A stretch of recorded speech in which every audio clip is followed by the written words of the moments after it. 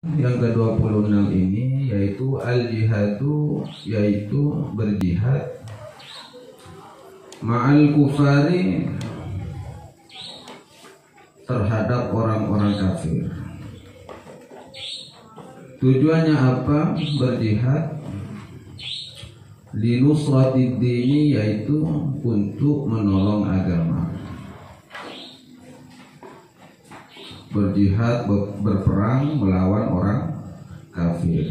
Linusratid dini, tujuannya untuk menolong agama. Wa kana fi ibtida'il islami afdalul a'mali. Wa kana, dan ada apa jihad itu fi ibtida'il islami, ketika dalam masa permulaan Islam. Afdalul a'mali, ialah paling utamanya perbuatan, paling utamanya amal waktu itu. Pada masa-masa permulaan Islam, jihad itu adalah hal yang paling utama untuk dilakukan.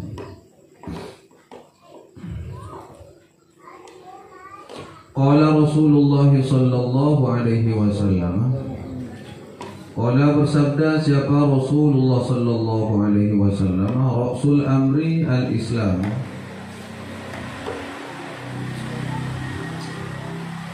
pangkal setiap urusan, pangkal setiap perkara. Al-Islamu adalah agama Islam. Wa amuduhu, dan adapun tiangnya agama Islam. As-salatu, ialah salat. Wa darwatu sanamihi, dan adapun puncak tertingginya Islam. Al-jihadu, ialah berjihad, berperang melawan orang kafir, berjihad. Jadi ini hadis yang disabdakan oleh baginda Rasulullah Muhammad sallallahu alaihi wasallam.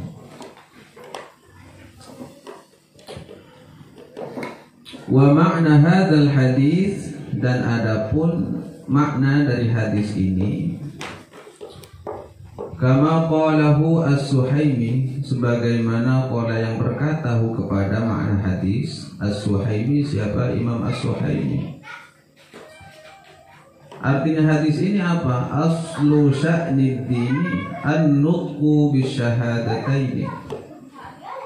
Adapun asal sya'nud dini, aslu sya'nid dini, adapun asal tujuan agama, an-nutqu bisyahadataini, adalah an-nutqu, mengucapkan bisyahadataini, terhadap dua kalimat syahadat.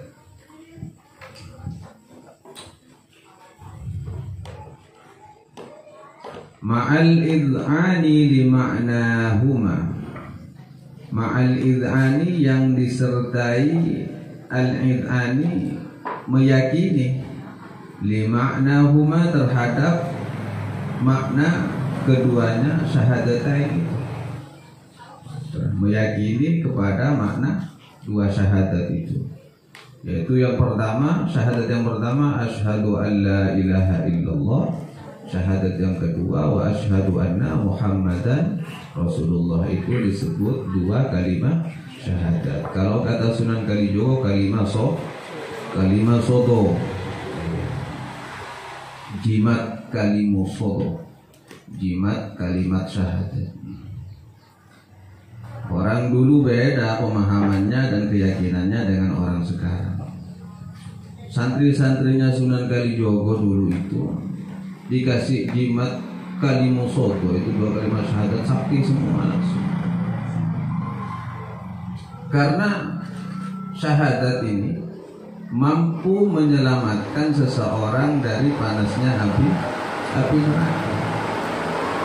Api neraka ini sesuatu yang sangat dahsyat kelak di akhirat. Sedangkan dunia itu tidak ada apa-apanya. Nah, secara keyakinan orang dahulu, Kalau sudah kepada api neraka dia selamat, apalagi hanya kepada api-api dunia. Kalau sudah diyakini kebal, ya kebal betul lah gitu. Dengan syahadat. Kalau sekarang syahadatnya tak kerungokok, ya tak teguh-teguh kan. Sudah la ilaha illallah ada. Kekernya, iya, bindul. Mandare tak mandare pentongnya kekernya bindul. Lah tidak teguh. Padahal Rafi, teguh, teguh. Coba ada nangis, iya kan lucu. Oh, ada bini nggak nyaman, udah pasangan naik. Jadi hal-hal yang luar biasa. Makanya apa penyebabnya dari orang-orang sekarang walaupun sering mengucapkan dua kalimat syahadat, tapi tidak ada akar keyakinan di dalam jiwa karena kurang meresapi maknanya. Makanya di sini kata Imam As-Suhaimi, ma'al id'ani li ma'nahuma. Pengucapan dua kalimat syahadat itu harus disertai dengan meresapi maknanya. Asyhadu, saya bersaksi, alla ilaha, sesungguhnya tidak ada Tuhan illallah, yang wajib disembah kecuali Allah. Dan aku bersaksi tidak ada Tuhan yang menjadi pelindungku. Nah, ini keyakinan sudah. Kecuali Allah. Dan aku bersaksi tidak ada Tuhan yang mampu memberi rezeki kepadaku kecuali Allah. Artinya semuanya itu fokusnya hanya kepada Allah. Akhirnya dari bentuk keyakinan kepada Allah akan berdampak kepada keyakinan kepada Nabi Muhammad. Atau bahkan sebaliknya, di saat orang sudah mapan keyakinannya kepada persaksian kepada Rasulullah wa asyhadu anna Muhammadar Rasulullah, maka akan juga mantap keyakinannya kepada Allah. Makanya di antara juga salah satu santri Sunan Kudus ini namanya Saridin. Umumnya Syekh Jangkung Bani Syarifuddin, Saridin ya. Ingat ya, pandingnya pada sana pada din lagi ya. Kalau kamu kan Syarifuddin. Kalau ini peningkatan fu-nya tidak ada, Saridin. Dulu Sunan Kudus mengumpulkan santri-santrinya, dikumpulkan semuanya, dikasih ajimat. Jimatnya apa ya, sama Kalimo Soto. Karena ini jimat paling ampuh. Bukan cuma orang dulu, sampai sekarang pun kalau betul-betul diimani, betul-betul diyakini, ini akan menjadi jimat yang paling ampuh.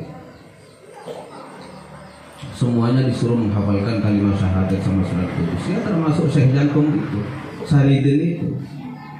Ya. Saridin. Ya Jangkung juga kan kebetulan kan orangnya Jangkung, namanya hampir sama ya. Saridin.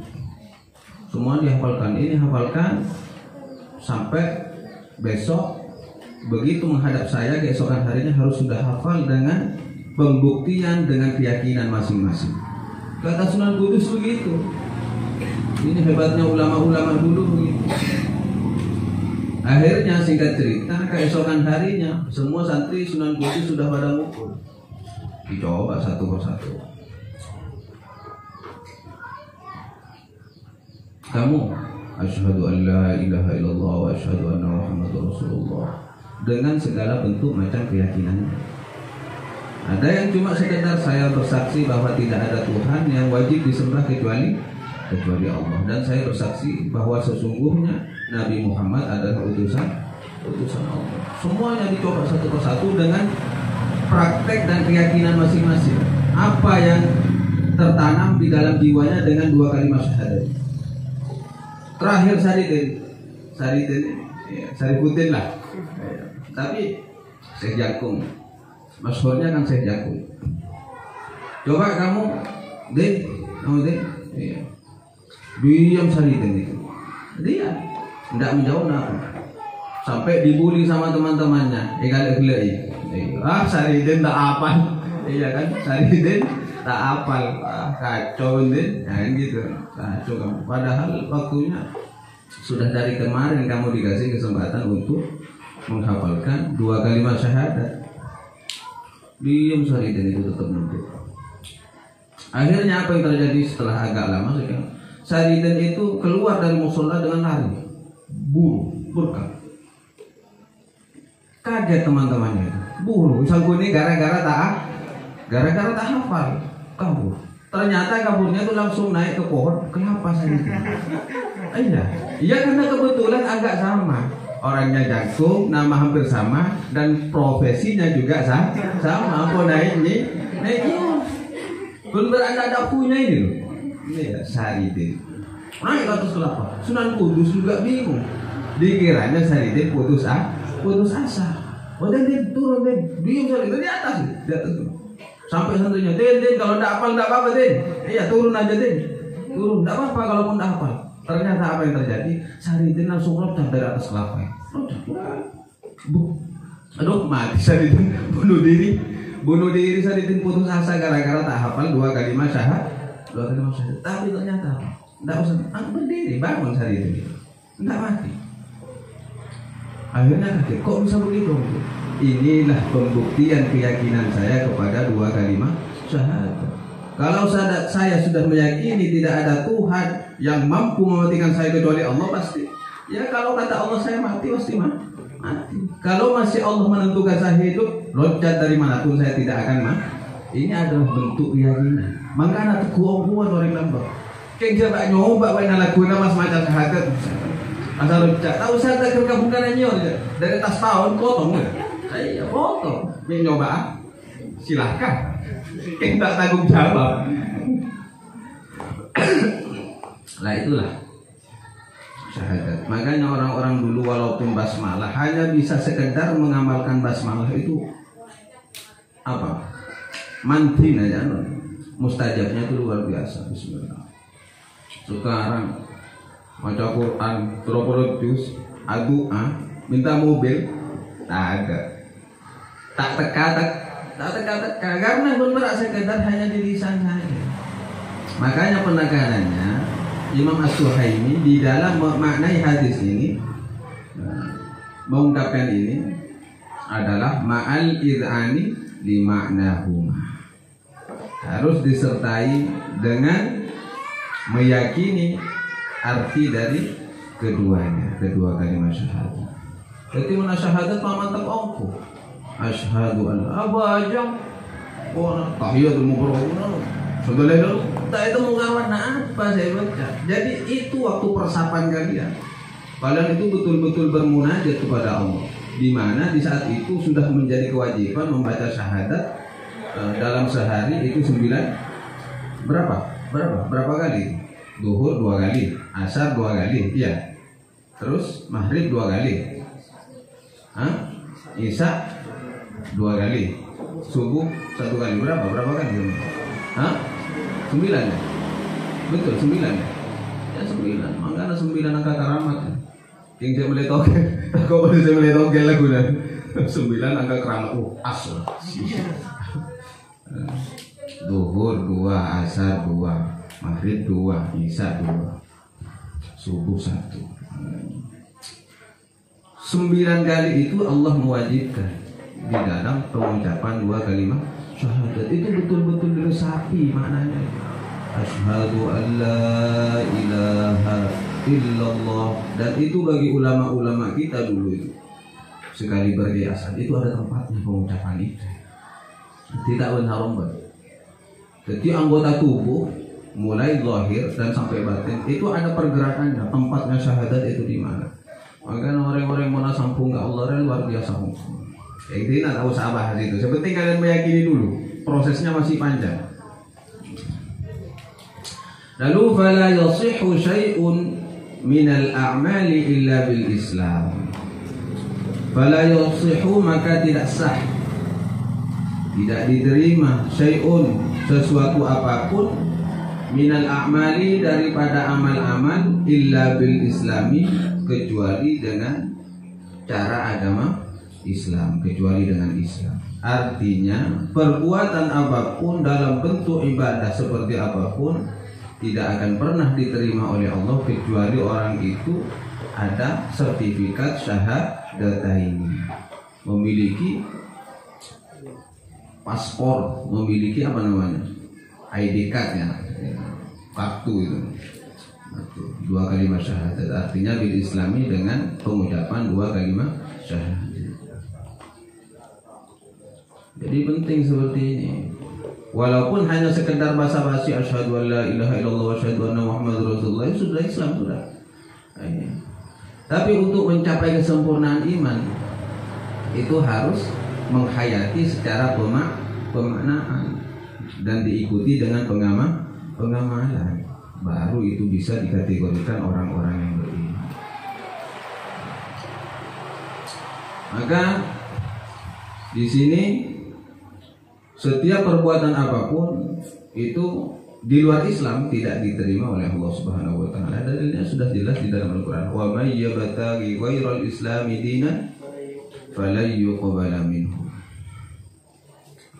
Barang siapa yang mencari-cari atau yang melakukan sesuatu ghairal islami dinan, atau mencari agama selain agama Islam, apa itu saja, falan yuqbala minhu, maka tidak akan diterima oleh Allah. Wa huwa fil akhirati minal khasirin. Dan bahkan kalaupun dia capek-capek di dunia tapi bukan dengan cara Islam, toh ujung-ujungnya capek di dunia juga capek di akhirat, karena di akhirat termasuk golongan orang-orang yang merugi. Walladzi yartafi'u bihi dinu, dan adapun sesuatu yartafi'u yang bisa mengangkat bihi dengan alladzi, ad-dinu apa yang bisa terangkat bihi apa alladzi dengan alladzi, ad-dinu apa agama, fi'lus shalawatil khamsi, yaitu dengan cara fi'lus shalawatil khamsi, mengerjakan salat yang lima waktu. As-shalawatil khamsi, mengerjakan salat yang 5 waktu. Jadi menjunjung tinggi agama itu bukan cuma dengan omongan. Jadi sesuatu, kata Imam Nawawi itu, sesuatu yang bisa menjunjung tinggi agama, kuncinya adalah menjalankan perintah sholat.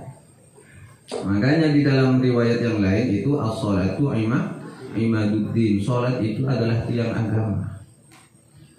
Wa man aqamaha faqad aqamaddin wa man hadamaha faqad hadamaddin. Barang siapa yang menegakkan sholat, maka dia sama dengan menegakkan agama, menjunjung tinggi agama. Wa man hadamaha, dan barang siapa yang meruntuhkan sholat, artinya menyepelekan sholat, faqad hadamaddin, maka dia sama saja dengan meruntuhkan agama. Jadi yartafi'u bihi ad-din fi'lus shalawatil khamsi, yang bisa menjunjung tinggi terhadap kemuliaan agama adalah dengan cara mengerjakan sholat 5 waktu. Apalagi kalau mengerjakan sholat 5 waktu bil jamaah, itu lebih luar biasa. Mengerjakan sholat 5 waktu berjamaah itu tak wajib hukumnya ya. Yang wajib itu sholatnya, ya. Iya. Ini yang benih rukhsah ini sih, iya kan? Iya, benih rukhsah. Wa a'la syai'un fid dini, wa a'la syai'in fid dini, dan adapun paling tingginya sesuatu fid dini, di dalam agama, sesuatu yang lebih tinggi lagi di dalam agama ini, badlul jihadi fi qitalil kufari, yaitu mengerahkan al-jihad. Iya, jihad. Haji tadi jihad, iya kan? Jihad malon, takbir tada musuh haji tadi. Takbir tada musuh, takbir tada musuh. Badlul jihadi atau badlul jahdi atau badlul juhdi, sama ini ya. Badlul juhdi yaitu mengerahkan kekuatan fi qitalil kufari, di dalam untuk memerangi orang-orang kafir. Mengerahkan kekuatan untuk memerangi orang-orang kafir. Perintah ini perintah.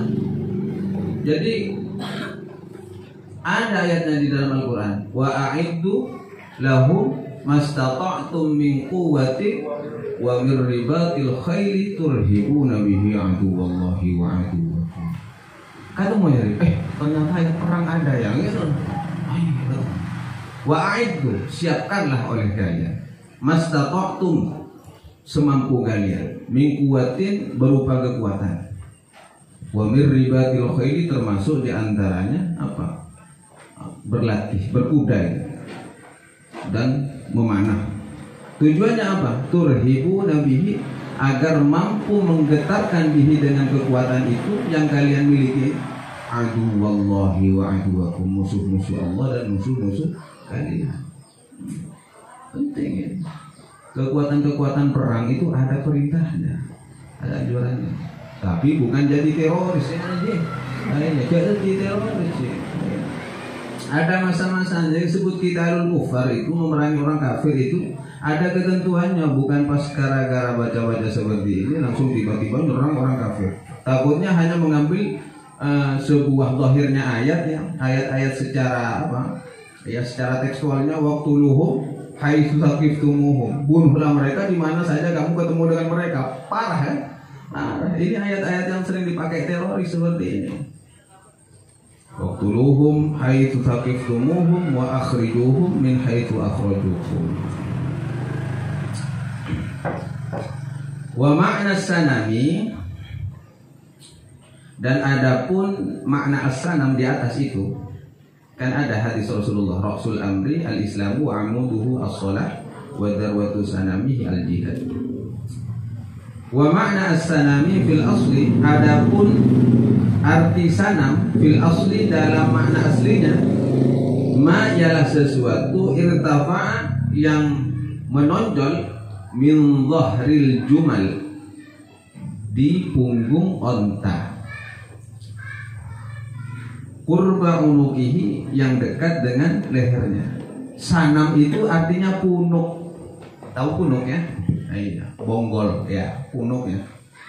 Itu artinya sanam, puncak. Jadi puncak tertinggi, paling tingginya unta ya punuknya itu sanam namanya. Kalau ada orang namanya sanam berarti punuk, oh sanam.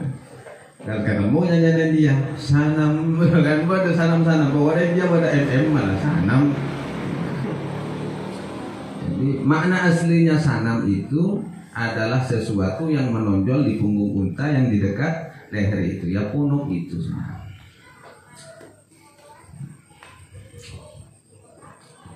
Wa yasihu, dan bisa juga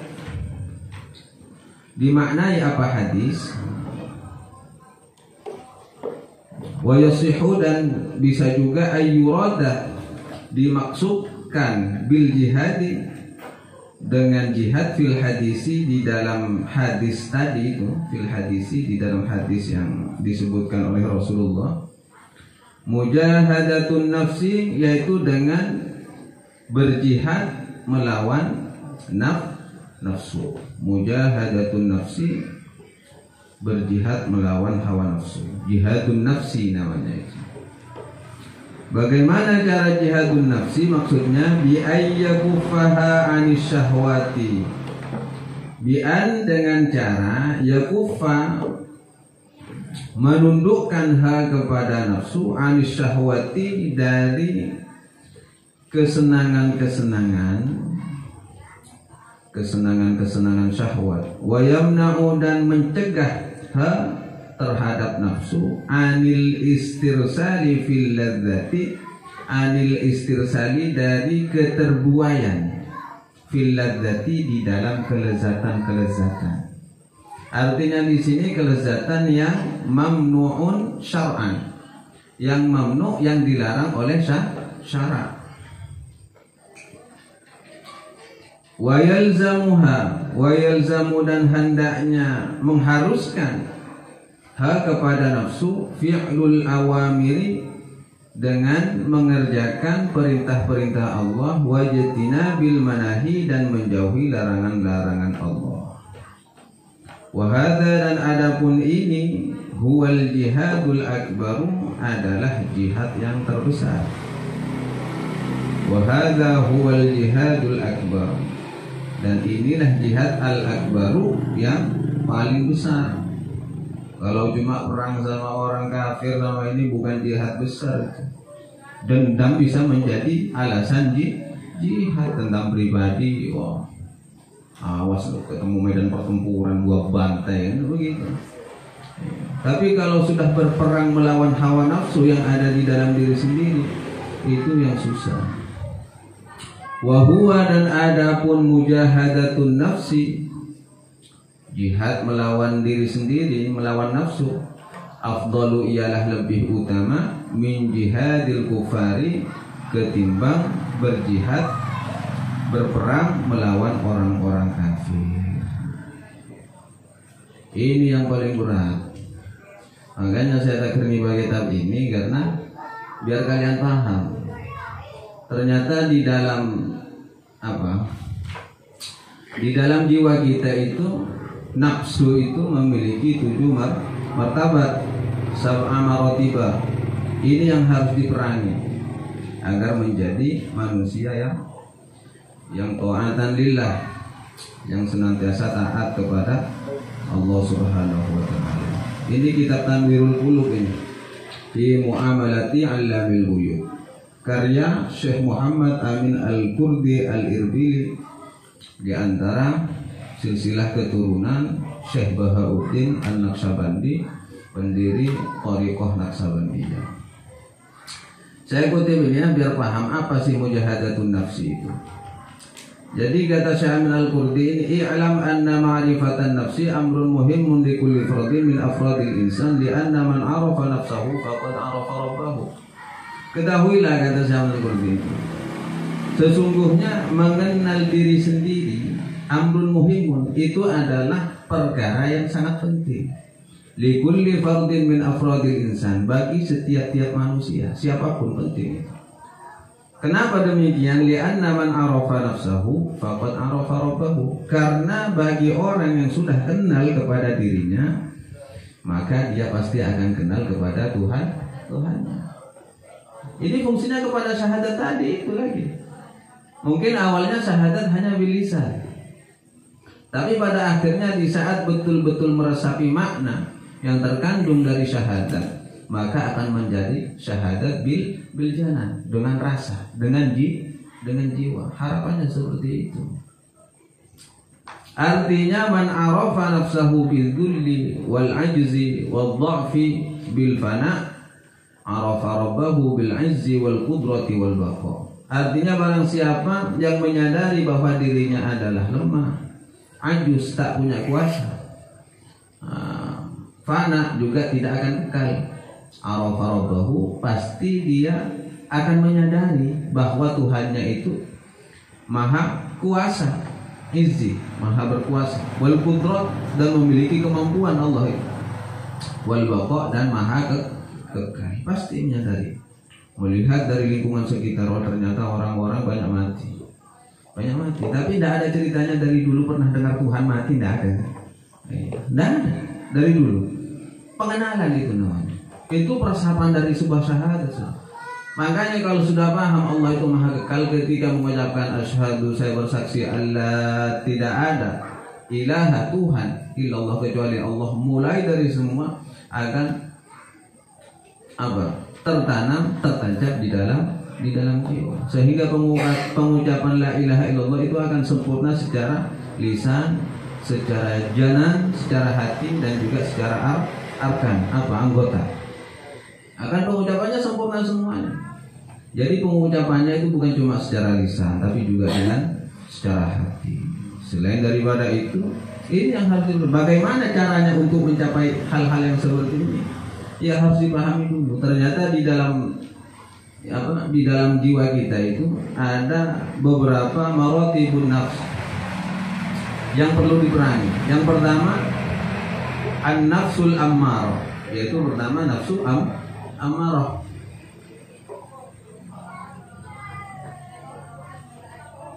Saya tidak mau terlalu dalam pembahasannya, tidak terlalu menjabar kemana-mana. Yang penting kalian paham saja apa yang perlu.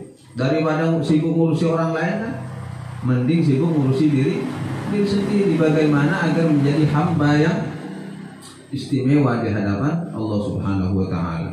Zaman sekarang zaman ngurumpi. Iya, daripada ngurumpi nyelek fotona orang lain, kamu nyelek fotona awak TV. Oh boleh nih bini ya kan, biasanya kamu nyari bini. Nyelek foto, ya cari butuh. Tapi si kanyaton tatangkeun, ya nyelek tatangkeun nyaman. anu rayu, otangnya boleh lu, ini nyata macam-macam.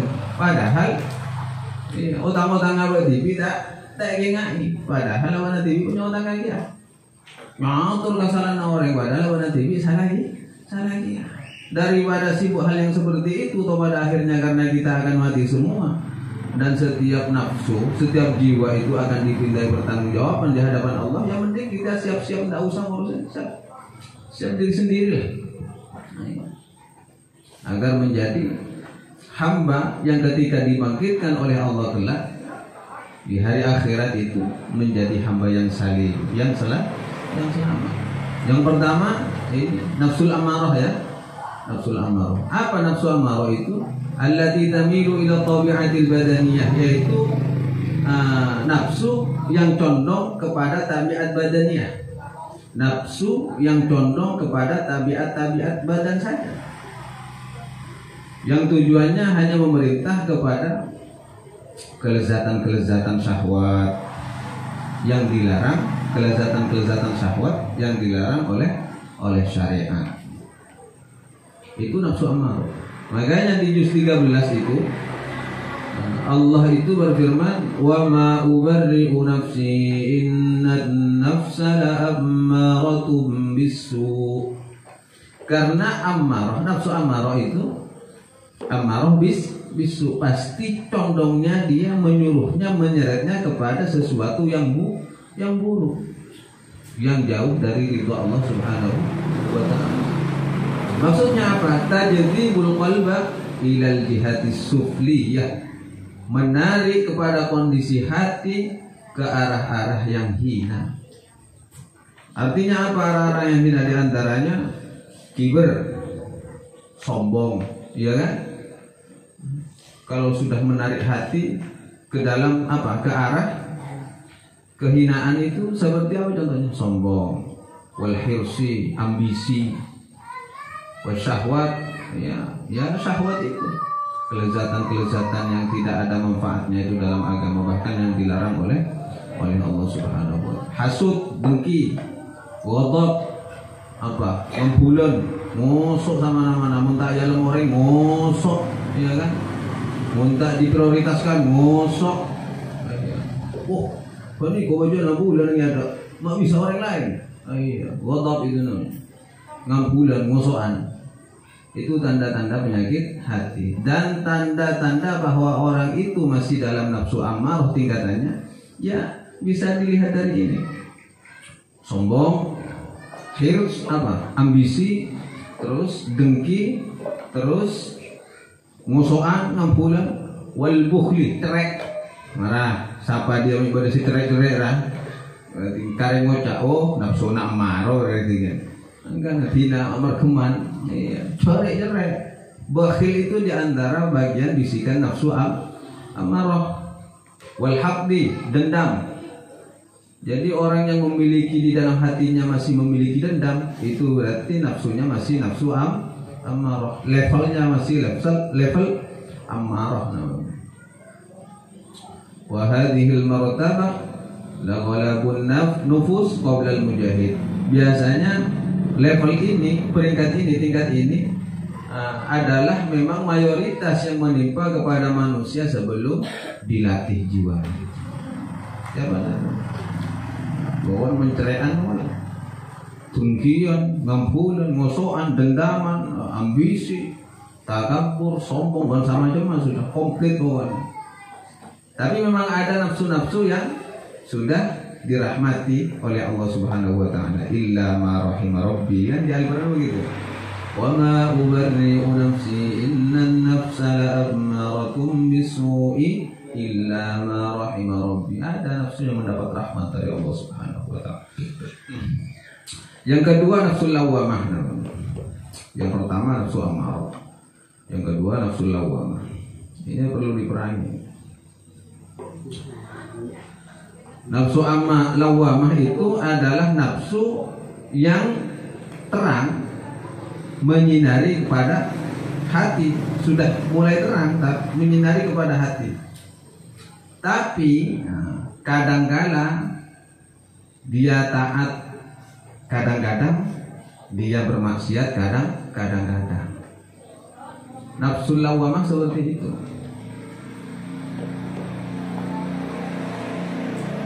Coba di juz 29 itu.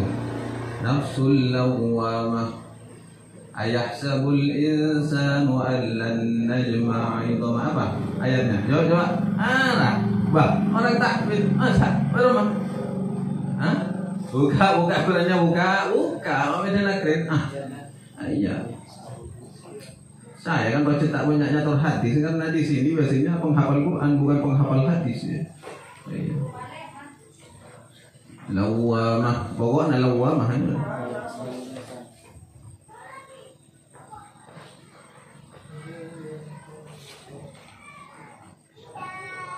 Surat Al-Qiyamah buka, surat Al-Qiyamah. Ya, cek sarana buka Al-Qiyamah. Tak ketemu.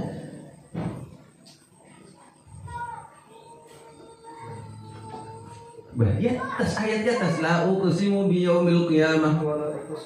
Udah. Ya, ning atas sare ning tengah. Tak ketemu. Iya ning atas la uqsimu bi yaumil qiyamah wa la uqsimu bin nafsil lawamah. Itu bahkan menjadi sumpahnya Allah. Tapi memang nafsu itu sudah apa ya? Pertengahan sudah. Kadang taat, kadang maksiat. Itu nafsu lawamah. Tapi kalau sudah bermaksiat, tsumma tandamu fatalumu nafsaha, kemudian menyesal dan mencela dirinya sendiri. Nyesel saya ngerjakan begitu. Itu sudah kiri-kiri orang itu mencapai level nafsul lawamah. Mun tidak menyesal sekali berarti amarah banget itu. Ala kau coba tak nyesal. Iya berarti amarah itu. Sila dolim kau orang tak menyesal sama sekali, malah senang itu kan. Senang itu berarti amarah banget. Kalau masih kita berbuat contohnya berbuat salah kepada orang, tapi setelah melakukan perbuatan kesalahan itu menyesal, itu berarti ciri-cirinya sudah nafsul lawamah. Ya.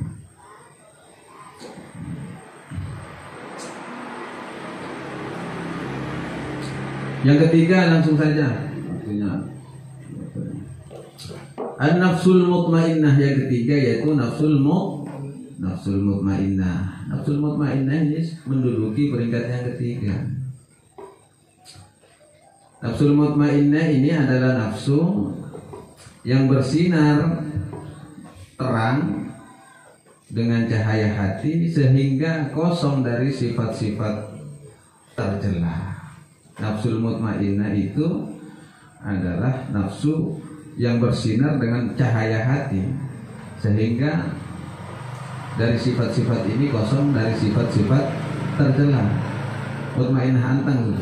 Orang kalau sudah nyampe level ketiga ini peringkat nafsul mutmainnah sudah luar biasa. Ontong sudah ya, ontong. Karena sudah masuk ke dalam firman Allah, ya ayyatuhan nafsul mutmainnah irji'i ila rabbiki radiyatan mardiyah. Orang level ketiga itu sudah disambut oleh Allah Subhanahu wa taala. Sudah masuk prioritas Allah sudah. Egaliburi Allah sudah menjadi kekasihnya Allah sudah egaliburi. Irji'i ila rabbiki, ya silahkan kamu kembali kepada Allah itu menuju Tuhanmu radiyatan mardiyah, ridha dan diridhoi. Artinya sama-sama suka rela. Matinya pun tak mati terpaksa, mati karena dalam pemahaman inna sholati wa nusuki wa mahyaya wa mamati lillahi rabbil alamin. Dan tidak terpaksa. Kita hidup ini milik Allah, matinya juga haknya Allah. Ngaku hidup saya milik Allah tapi mati enggak kan? Tunggu dulu, benar-benar enggak? Masih ada minggu di malaikat itu kan? Udah tak siap ya? Dengan alasan banyak urusan-urusan yang harus diselesaikan. Dan ketika seorang yang sudah salik, namanya orang yang menapaki jalan-jalan tasawuf seperti ini, ketika orang ini si salik ini menapaki kakinya di dalam apa? Di dalam level mutmainnah ini udda min ahli thariqah, maka orang ini digolongkan sebagai ahli thariqah sudah menapaki jalan-jalan khusus untuk mencapai ridha Allah. Kenapa demikian? Lintiqalihi minat talwini ila tamkin, karena pergantian atau perubahan dirinya itu dari kegelisahan menuju ketenangan. Awalnya gelisah, coba pun tadi besar, bosan kan? Iya. Wah boleh malah tak lancar, iya. Bosan, tadi setoran, takriran tak lancar, setoran tak ada, takriran tak lancar, bosan, urem. Iya. Berarti kilawar mah tak tenang. Tapi mutmainah tenang. Ya karena di setoran beda, takriran lancar. Wah boleh mana sari? Ya tak ada. Muntilo barak jam wajib kegiatan puru ngaji. Bagaimana? Muntilo tak lancar kan dengaan. Semua genteng bitong ini. Ya beseki. Osok gitu. Apa? Saya tak tahu apa mulhamahnya di sana karena itu. Terus yang keberapa ini? Yang keempat, nafsul mulhamah.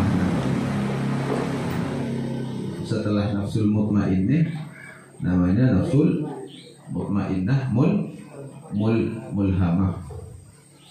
Apa mulhamah itu? Yaitu nafsu yang senantiasa mendapatkan bisikan-bisikan dari Allah Subhanahu wa ta'ala.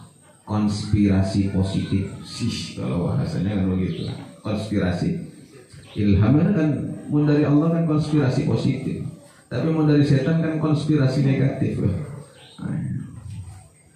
Namanya was-was kalau dari setan. Was-was. Kalau dari Allah ilham. Kalau Nabi wahyu. Kalau Nabi wahyu, kalau selainnya Nabi ilham, kalau dari Allah. Kalau dari setan was-was. Maka nama banyak macam qul a'udzu birabbin nas. Iya. Alladzi yuwaswisu fi sudurin nas. Ya kata dari waswas itu alladzi yuwaswisu, yang sering membisikkan. Iya, foto-foto sih. Iya kan. Jenggukna oper.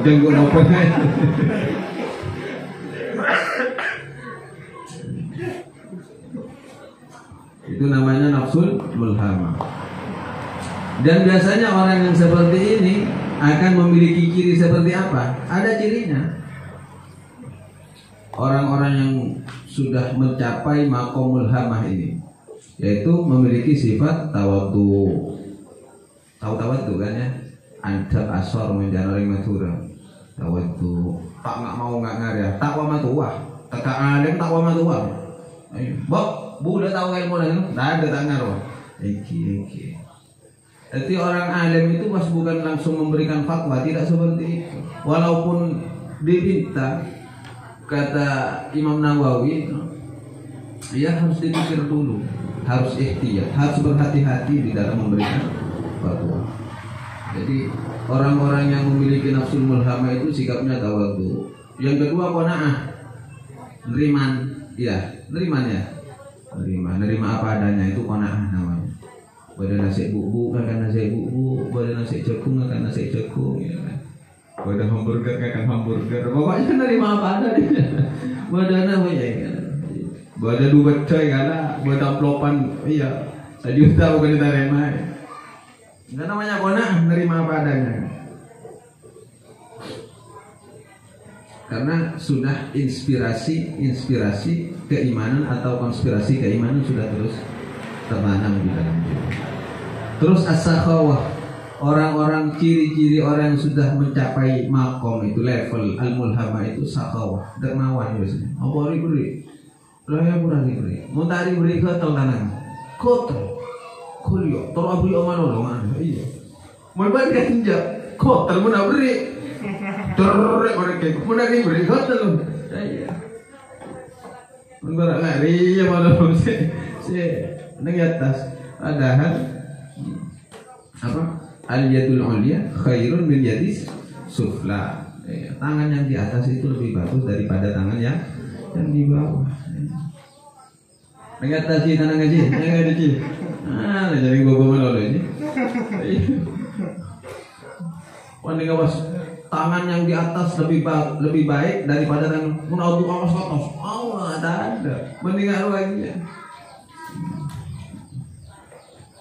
Fadida kanat membawa sabri, dan juga mulhamah ini adalah sumber atau tempat orang-orang yang kesabarannya luar biasa. Jadi kalau orang sudah mencapai maqam mulhamah itu ya, itu kesabarannya ekstra. Bahkan memiliki sifat tahammul. Apa tahammul itu? Toleransinya kuat. Selain bersabar, toleransi. Artinya kebalikannya hikdun. Hikdun kan dendam. Kalau tahammul itu toleransi, mudah memaafkan. Toleransi. Tegaklah, lombok dia mulai. Kalau kon ketemu ya itu toleransi. Bagi orang yang sabar ya dimaafkan walaupun dia yang melakukan kesalahan. Terus selanjutnya orang yang mulhamah itu biasanya ciri-ciri ini saya kasih ciri-cirinya ya. Asyukru, suka bersyukur, senantiasa bersyukur dalam kondisi apapun. Ala kulli hal. Syukurnya luar biasa. Andi rokok simbol dia syukur, iya kan? Andi rokok ya minta. Beri hari cerah syukur. Beri lancar joinan ya kan? Sak sedotan ya syukur alhamdulillah itu pengganti saya nih.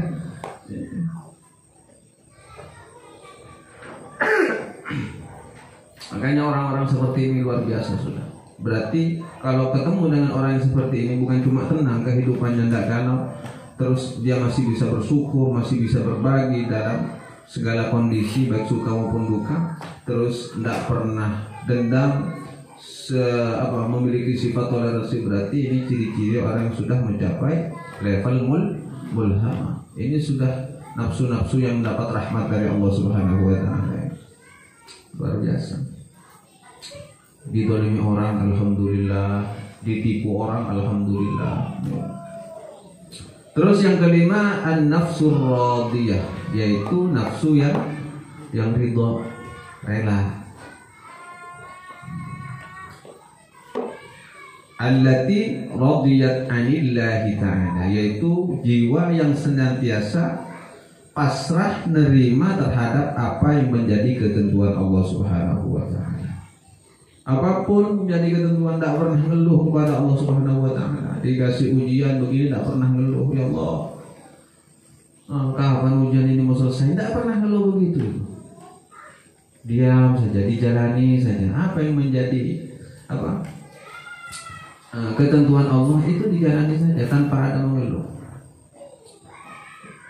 Saya pernah ingat kalau jiwa-jiwa yang seperti ini yang tidak pernah mengeluh itu diantaranya Sayyidah Rabi'ah al-Adawiyah. Sakit, tidak pernah mengeluh.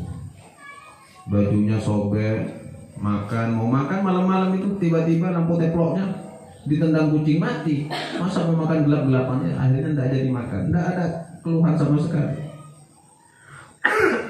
Kama qala Allah Ta'ala wa radu anhu, dan mereka ridho anhu kepada Allah Subhanahu wa taala. Kalau di surat Al-Bayyinah apa itu? Jannatu min tahtiha al-anharu khalidina fiha wa radhiyallahu anhu wa radu anhu. Allah ridho kepada mereka dan mereka ridho kepada ketentuan Allah. Terus yang keenam disebut dengan betul ya.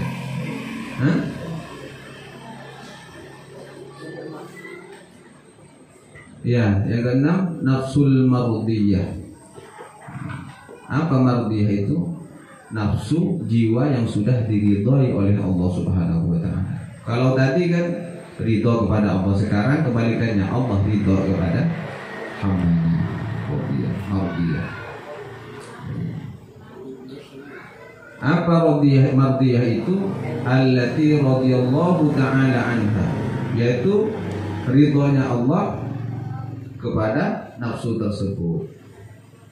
Wa yadhharu fiha atharu ridahu ta'ala wa huwa al-karamah. Dan tampak biasanya bagi orang-orang yang sudah mencapai level seperti ini, biasanya sudah tampak athar dari ridhonya Allah itu tampak sudah. ciri-ciri dari kerelaan Allah kepada hamba tersebut itu sudah tampak. Kalau sudah tampak biasanya berbentuk apa? Yaitu al-karomah, kemuliaan-kemuliaan. Sudah tampak biasanya. Orang itu pasti mulia sudah. Kalau sudah Allah ridha itu pasti mulia sudah. Mulia dan dimuliakan itu. Sama radiyatan radiyah, mulia dan dimuliakan. Terus yang kedua ikhlas. Ikhlas.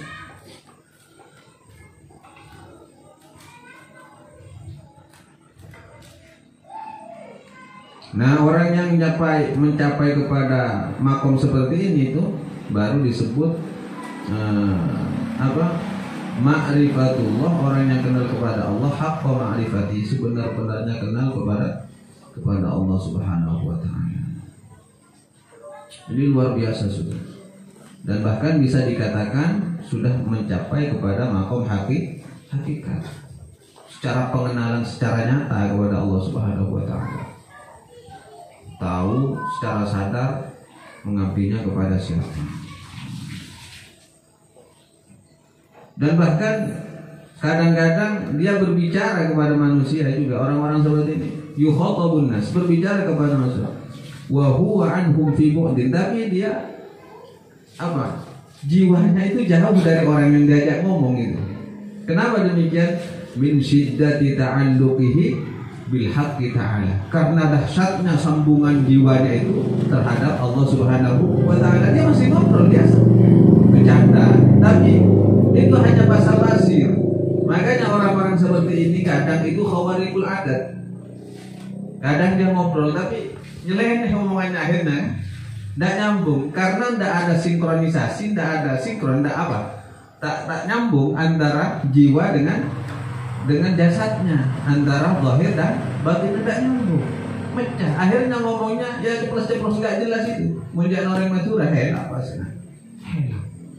Kayak menggadungnya bisa terbukti itu kan? Karena memang rohaninya yang nyambung dengan Allah Subhanahu wa taala. Jadi ada bapak-bapak seperti itu. Dia berbicara dengan manusia, tapi secara jiwanya jauh dari mereka. Min syiddati ta'alluqihi bil haqqi ta'ala, karena dasarnya sambungan jiwanya itu kepada Allah Ta'ala. Orang yang sudah nyampe begini itu luar biasa. Zahirnya nyambung ada umat, tapi jiwanya nyambungnya kemana? Itu sudah luar biasa. Makanya orang-orang seperti ini kadang tidak bisa diprediksi.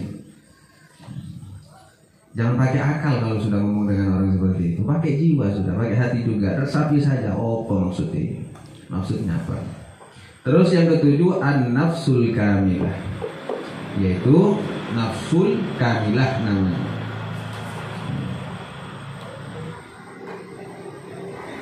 Nafsul kamilah ini adalah nafsu yang secara tabiat dan secara intisarinya jiwa itu sudah sempurna. Secara zahir dan secara batinnya itu sudah sinkron lagi. Kalau tadi kan masih ada perbedaan, tak sinkron, tak nyambung antara zahirnya terdakman tapi batinnya kepada Allah Ta'ala. Kalau ini sudah sempurna, artinya antara zahir dan batin itu sejalan sudah. Wa ma'a dzalika tatarakki fil kamal, sinkron tapi seiring terus berjalannya dia tetap menapaki jalan-jalan kesempurnaan terus. Nah, kalau orang sudah seperti ini, kata Syekh Al-Qurdi, tu'maru birruju'i ilal ibadi li irsyadihim wa takmilihim. Mereka diperintah untuk kembali kepada hamba-hamba Allah yang lain. Tujuannya apa? Li irsyadihim, untuk memberikan bimbingan-bimbingan kepada mereka. Wa takmilihim, dan juga menyempurnakan cara-cara beribadah mereka kepada Allah. Ini yang disebut mursyid. Sudah mursyid namanya, sudah mampu membimbing seorang murid yang menjalani suluk di dalam dunia thariqah. Itu mursyid, pembimbing, penunjuk. Mursyid itu namanya sudah. Karena memang ada perintah dari Allah Subhanahu wa taala, jangan mahila boleh, boleh, pas sadar.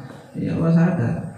Jadi secara zahir, secara batin sambung terus ke Allah, tapi walaupun berbicara itu tak mempengaruhi. Karena memang perintahnya diperintah untuk membimbing hamba-hamba Allah yang lain dan menyempurnakan tata cara amaliyah hamba-hamba Allah yang lain. Karena umat Rasulullah itu sangat diharapkan oleh Rasulullah itu agar menjadi penghuni surga semuanya. Makanya ketika Rasulullah menjelang wafatnya, apa yang terucap dari lisan beliau itu, ummati, ummati, ummati, agar tidak ada umat yang tersisa satupun yang lepas dari ridho Allah. Akhirnya harapan Rasulullah itu agar semua umatnya itu masuk dalam ridho Allah, rahmatnya Allah Subhanahu wa taala. Kalau semuanya sudah masuk ridhonya Allah, rahmatnya Allah, pasti pada akhirnya tidak ada tempat yang satu tempat itu diridhoi Allah kecuali surganya Allah Subhanahu wa taala. Dan ini sudah luar biasa orang ini. Haluha al-baqa'u billah. Kondisinya itu sudah kekal dalam rahasia Allah sudah. Kalau saya boleh mengubah sedikit sehingga ada bahasanya, ini sudah masuk kepada ucapan al-insanu sirri wa ana sirruhu. Ini hadis sirri. Aku adalah rahasianya manusia dan manusia adalah rahasiaku. Ini tidak bisa. Sudah urusannya sudah intern, sudah antara hamba dengan Allah, Allah dengan hamba. Sudah tidak bisa diotak-atik oleh siapapun. Tasiru billah ilallah. Dia berjalan dengan Allah ilallah untuk menuju Allah. Artinya billah di sini dia berjalan dengan ma'unah Allah, dengan bimbingan Allah yang dipakai untuk beribadah kepada Allah.